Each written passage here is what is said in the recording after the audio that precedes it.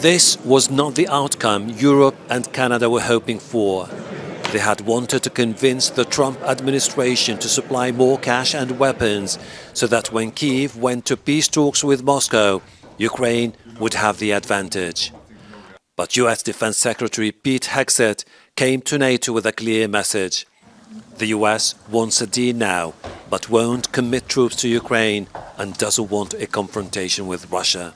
I had the chance to brief allies on President Trump's top priority: a diplomatic, peaceful end to this war, as quickly as possible, in a manner that creates enduring and durable peace. The Americans also made it clear there will have to be concessions from the Ukrainians. The Europeans fear the deal the Americans are pushing for is nothing but an act of capitulation.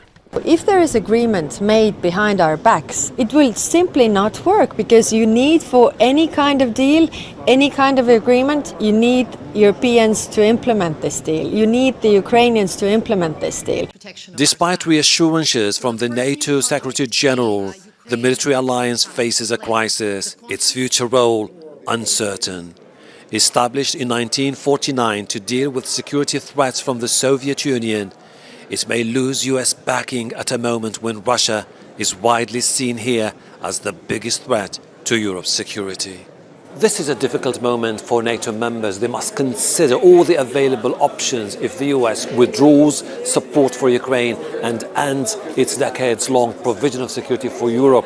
The only problem is that Europe is so divided it may never agree on a defense strategy of its own. Ahelbarra, Al Jazeera, Brussels.